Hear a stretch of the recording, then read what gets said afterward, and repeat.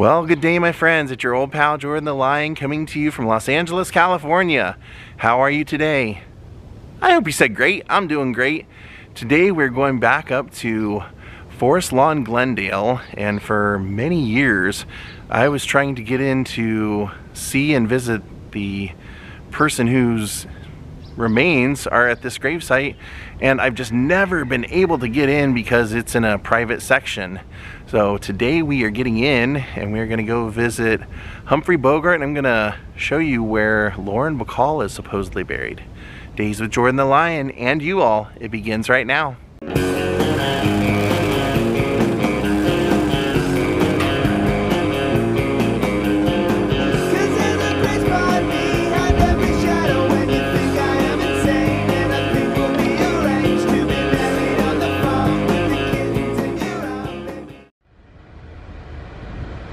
Here we are at Forest Lawn, Glendale.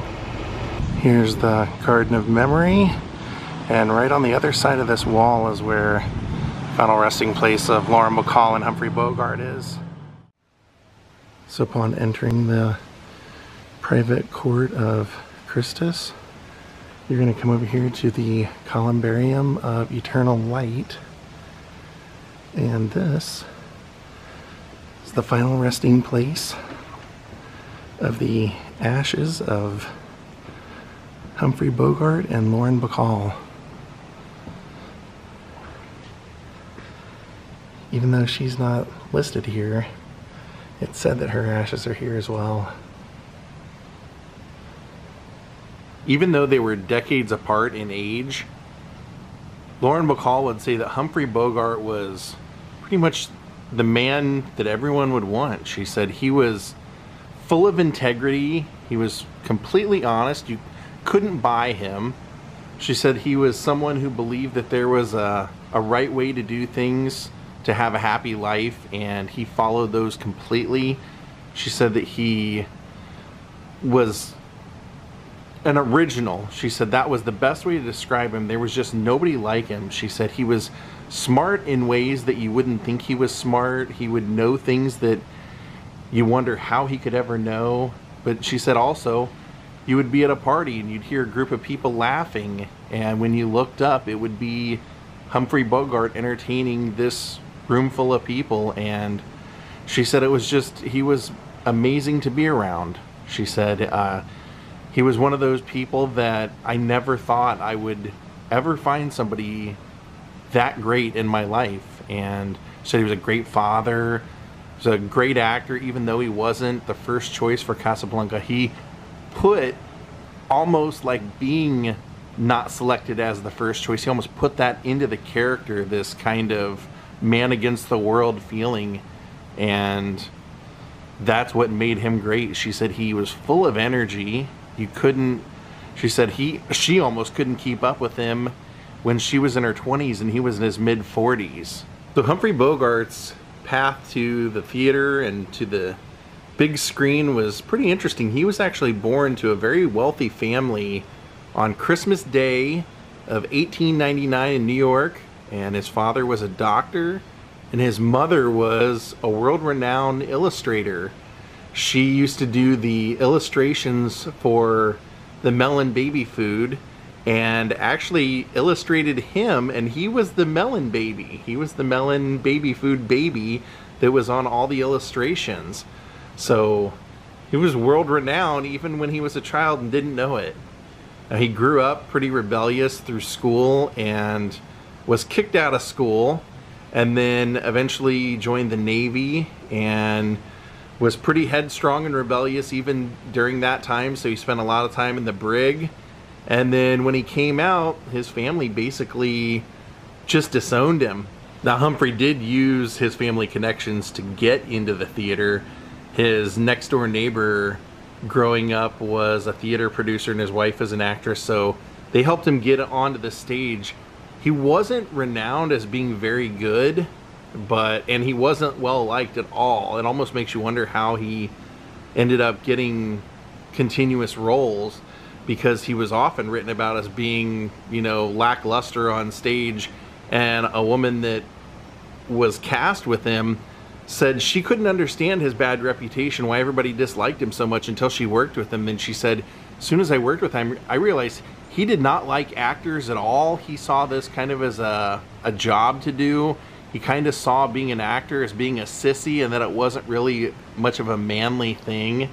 And said he had a real chip on his shoulder because he wasn't considered good, that he thought that he should have been, or he just kind of expected to be good. And one night on stage, he got mad and hit his co-star, a woman. And they ended up falling in love after this, and then got married. Her name was Helen Menken. She was a pretty big star at the time, and it was a short-lived marriage because from the time they got married, people told him, hey, she's a bigger star than you. You're gonna be like the little puppy dog falling behind. And that used to infuriate him, but then he ended up catching her cheating on him. So they ended up annulling the marriage, or ending the marriage. Bogart pretty much immediately got remarried to another actress, and then went out to Hollywood and started being a bit player in B movies. And in between those times, he would come back to New York and do a play. And during one of those times, he was working in a production called The Petrified Forest with Leslie Howard, and the studios had decided to turn it into a movie. And they didn't want to use Bogart because nobody knew who he was. But Leslie Howard said, if you don't cast Humphrey Bogart in this picture, I refuse to do the picture. And that's really what got him started. He was really doing next to nothing before that, getting no acknowledgement. And then it was playing a young gangster in this that got him recognized. With the success of The Petrified Forest, Warner Brothers offered him a contract. It wasn't very much. It was $650 a week, but he ended up moving to Hollywood at the age of 36, getting his first real contract, and would stay with Warner Brothers, making movies with them for the next 15 years. Bogart would become one of the most sought-after men on the Warner Brothers lot for gangster movies, along with James Cagney and Edward G. Robinson. Humphrey Bogart would get cast in a lot of things right away, making 30 movies within just a first couple of years. But he was always playing a bad guy, always playing a heavy, and he always got shot in the end. And he just thought that the scripts were pretty much garbage, so he would complain a lot to Jack Warner and say, this thing is awful, the writing on this is bad. And they'd say, well, you got a contract, you got to do it. So eventually he just found that the only way he could make a statement was he just refused to do movies, and he would end up getting suspended for it, but then they would start finding better roles for him. Humphrey Bogart's luck finally changed when he got to play Sam Spade, and that was actually by accident. They had originally wanted George Raft and put George Raft in that movie, but George Raft said he didn't want to make the movie because John Huston was going to be the director, and he was a first-time director, and he just didn't want to be in a picture with a first-time director. So they ended up pushing Humphrey Bogart into the role, and that would be one of his greatest roles, Maltese Falcon, that he would be known for throughout his career. It's one of the props from that, the Maltese Falcon itself, is one of the most collectible and replicated props that collectors love to have in their collection. So it's a true classic, and he's really great in it. He is playing opposite Peter Lorre. It's pretty amazing. And I think Lauren Bacall is definitely the love of his life, but it took a while to get there because I mentioned that he got married right after his first wife to an actress. Well, that eventually fell apart. Then he married another actress, and they were just a complete disaster. Apparently, they used to fight nonstop. She even stabbed him one time. He used to have to keep a carpenter on the payroll to come repair their house after their fights. He said once that if he ever heard her singing Sweet Embraceable You, then he would run. He'd get out of the house because he knew she either had a gun or something. And they basically just drank constantly, and then once they pushed it over the limit, they would fight. And she would tell people that's how she kept him, was she just kept him liquored up all the time, because she knew if he sobered up that they probably wouldn't work and that they would end up divorcing. But it was well documented that they used to have knockdown, drag out fights, both of them abusing each other. Now, Bogey is a legend, and probably most people know him from Casablanca because that's went down as being just an absolutely classic, perfect film. But it was not that way at the time, and it was not a good situation for anyone involved. He was not the first choice. Nobody in Hollywood really wanted to do this movie. Everybody knew it was a mess, and in the end, Bogart ended up being the guy who ended up taking it on, and he was third or fourth choice. They said that Ingrid Bergman herself said he didn't really talk to anybody on set because he was so angry all the time, because every day we would have the script changed, or they just didn't know what they were going to do from day to day, and Bogart didn't like working like that. He felt like this was going to be a total bomb, and that he had been in some great movies and this was going to ruin his reputation. It was also said by Ingrid that they didn't even know going into finishing the movie how the movie was going to end. She was told to play her character right up the middle as though she could end up with her husband or end up staying in Casablanca with Rick. They never really knew, and even on the day that they filmed the ending, they filmed two different endings. So she said she could understand why he was so upset on set and would only really talk to Michael Curtiz, the director, and the other producers, because he was so frustrated with how bad he thought this was going to be. And she herself said she finds it very funny that the movie went down as a classic because it was such a bumbling experience making it. Humphrey Bogart was always kind of known as being a loner. Even when he was married, people would say you never really knew what he was thinking unless he wanted you to. If he wanted to be a nice guy, he could be. If he wanted to be a real jerk, he could be. And that didn't really change until 1943, when he would make the movie To Have and Have Not with Lauren Bacall. It was actually a 19-year-old Lauren Bacall. He was 43, and he was a big movie star. This was after, of course, Casablanca, and she was making her first big picture. And she said it didn't start off with romance or anything.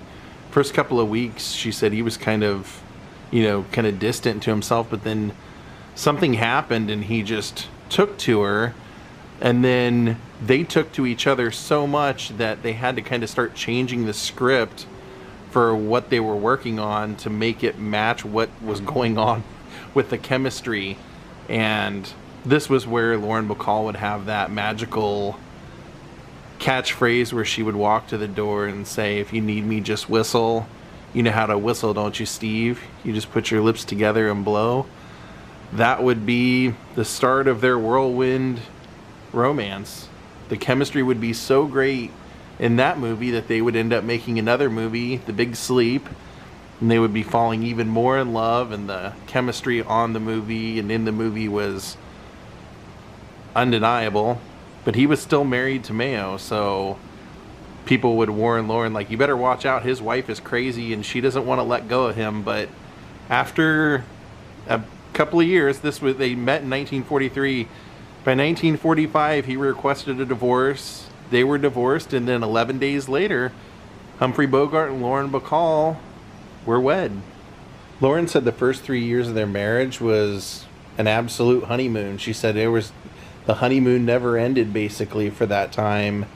And then things would get a little rocky. They would have arguments and fights, but he would always tell her that from Sunday to Thursday, he was on her time, and that any time she needed him, she could have him. But once Thursday night came, that was his weekend, and he liked to be on his boat. He had a yacht named the Santana, and that to him was just the most peaceful time that he could have. He didn't like to take her out there with him. He felt like this was kind of like a man's trip. So he liked to pee off the side of the boat and drink and swim and all that stuff. And so he would spend 45 weekends a year out there on the Santana. Now in 1949, Lauren Bacall became pregnant, and so Humphrey Bogart was a first-time father. They named their son Stephen after his character name in the movie that they met in. to Have and Have Not. And then Humphrey Bogart went off to film The African Queen, to which he won the Academy Award. And a lot of people thought that it wouldn't be a big deal to him, but apparently it was a huge deal that he had finally been accepted, or that he had been recognized as being the best in his craft. So after that, he and Lauren ended up having a little girl. So now they had 2 kids, and he was able to form his own production company called Santana Pictures, named after his yacht. And he got to pick and choose his movies and the roles and everything that he got to play from then on. Bogey and Bacall were legendary drinkers and smokers, and even founded the Rat Pack. Even though a lot of people think of it as Frank Sinatra and Dean Martin, it actually started out one night in Romanoff's restaurant when they were all drinking together and talking about all the qualifications you'd have to be like just a real scoundrel in that town. And they started laughing, jokingly calling it the Rat Pack. So this was a big part of their life. And unfortunately, one night while they were out drinking, one of their friends noticed that Humphrey was pulling out a little vial with a white liquid and was drinking it about every 10 minutes. He finally asked him what it was, and he said, "Oh, they say I have cancer." But he loved to entertain his friends and be in the social scene so much, even though his body was starting to shut down and starting to fail him and everything. He was still insisting on, when he couldn't get out to go to nightclubs and to restaurants, he would have people come to the house, and their gardener would have to put him in a dumbwaiter from the second floor, kind of like an elevator, and bring him down to the first floor. And then they would wheel Humphrey out, and he would entertain all of his friends and tell stories and everything for as long as he physically could. And then when he couldn't anymore, they would put him back in the dumbwaiter, take him back up to his room, and people would leave for the night. So it was sad. He eventually they noticed he was losing his appetite and everything, and they found this cancer, and they removed part of his esophagus, hoping that would help. His son Steve said that it was never talked about, even though he could see his father was losing weight and everything dramatically. It was never talked about that he was dying. He had no clue.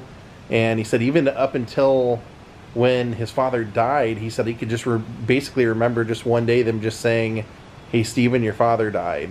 He ended up dying at the age of 57.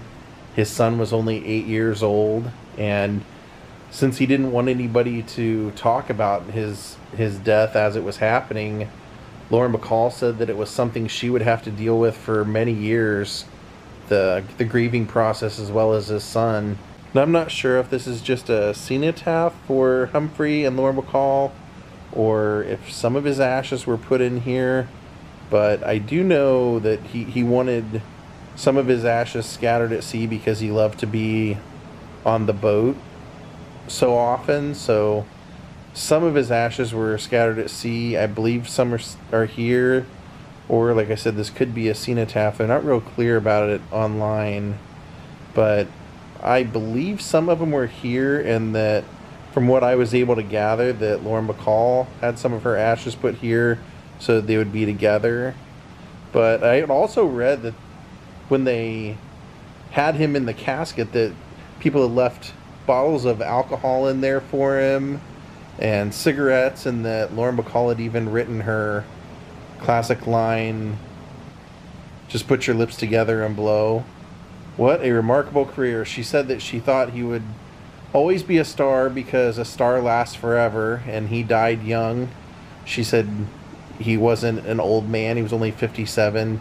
She thought that was something that kids will always relate to, and just his strength on film. So rest in peace, Lauren Bacall and Humphrey Bogart. Thank you everyone for watching. Goodbye.